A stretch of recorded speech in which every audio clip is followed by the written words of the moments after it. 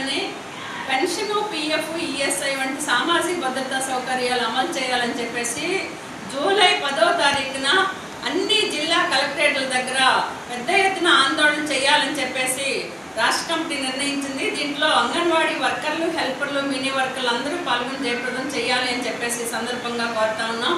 ప్రధానంగా ఈరోజు మన రాష్ట్రంలో 2019 నుండి అంగన్వాడీలకు వేతనాలు పెరగలేదు. ఈరోజు కేంద్రం 2014 నుంచి అంగన్వాడీలకు వేతనాలు పెంచకుండా ఈరోజు మోసం చేస్తూ ఉంది. జూలై 10 అఖిల భారత కోరికల దినం, దేశవ్యాప్తంగానే బ్లాక్ డే నిర్వహించాలని చెప్పేసి మన అఖిల భారత కమిటీ నిర్ణయించింది. ఈరోజు మన రాష్ట్రంలో మీ అందరికీ తెలుసు, ఒకవైపు ధరలు విపరీతంగా పెరుగుతూ ఉన్నాయి. పెట్రోల్, డీజిల్, గ్యాస్ ధరలు పెరిగినాయి, కానీ అంగన్వాడీలకు మాత్రం వేతనాలు పెరగట్లేదు. రెండో వైపు ఈరోజు సంక్షేమ పథకాలు అమలు చేస్తున్నాము అని చెప్పేసి చెప్తున్నా, కనీసం అంగన్వాడీ కుటుంబ సభ్యులకు కూడా సంక్షేమ పథకాలు అమలు కావట్లేదు. మొన్న మత్స్య కార్మికులకి అందరికీ సంక్షేమ పథకాలు 20,000 రూపాయలు వేశారు, కానీ అంగన్వాడీ కుటుంబంలో వేయలేదు. ఈరోజు అంగన్వాడీ కుటుంబంలో టైలర్ ఉన్న వాళ్ళ అత్త కనీసం పెన్షన్లు కూడా నోసుకోవట్లేదు. అందుకని ఎటువంటి వర్కరు గ్రామంలోన పట్టణంలోనే నిమిత్తం లేకుండా వర్కర్లు, హెల్పర్లు వాళ్ళ కుటుంబాల్లో కూడా సంక్షేమ పథకాలు అమలు చేయాలి అని చెప్పేసి మేము ఈ సందర్భంగా డిమాండ్ చేస్తూ ఉన్నాం. అట్లనే ఇంకా పెండింగ్లో దాదాపు 1800 మినీ సెంటర్లు ఉన్నాయి. ఆ మినీ సెంటర్లు వెంటనే మెయిన్ సెంటర్లుగా మార్చాలి.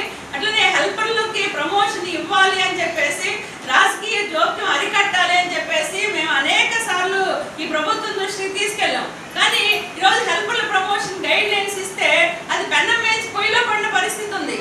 గతంలో ఏ సర్వీస్ లేకుండా ప్రమోషన్లు ఇచ్చారు మన రాష్ట్రంలో, కానీ ఇప్పుడు తప్పకుండా 5 సంవత్సరాలు సీనియారిటీ ఉండాలి అని చెప్పేసి పెట్టడం అంటే చాలా దుర్మార్గమైన విషయం. ఇది హెల్పర్లకి చాలా అన్యాయం చేసినట్టు.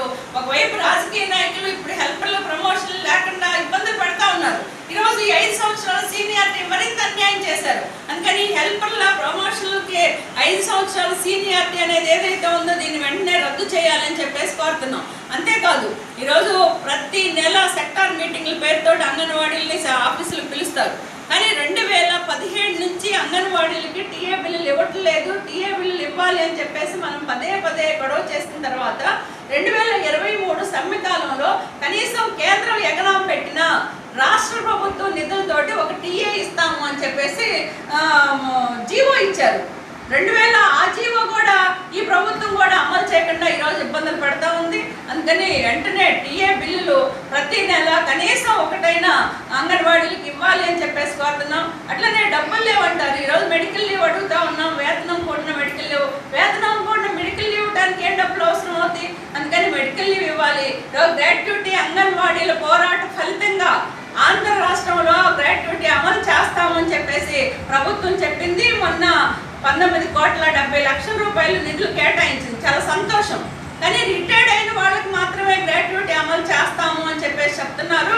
అంతేకాకుండా చనిపోయిన వాళ్ళకి, మధ్యలో మానేసిన వాళ్ళకి కూడా ఈరోజు గ్రాట్యుటీ చట్టం అమలు చేయాలి అని చెప్పేసి కూడా మేము ఈ సందర్భంగా కోరుతా ఉన్నాం. అందుకని ప్రభుత్వం వెంటనే అంగన్వాడీ యూనియన్లను చర్చలకు పిలిచి ఈ కూటమి ప్రభుత్వం ఇచ్చిన హామీ మేరకు వేతనాలు పెంచాలి అని చెప్పేసి మేము ఈ సందర్భంగా డిమాండ్ చేస్తా ఉన్నాం. లేకపోతే పెద్ద ఎత్తున జూలై 10వ తారీఖున ఆందోళన చేస్తాం. ప్రభుత్వం స్పందించకపోతే పోరాటాన్ని కొనసాగిస్తామని చెప్పేసి కూడా ఈ సందర్భంగా ఈ ప్రభుత్వాన్ని తెలియజేస్తా ఉన్నాం. Subrahma, AP anganwadi workers and helpers union రాష్ట్ర ప్రధాన కార్యదర్శి, CIT అనుబంధం.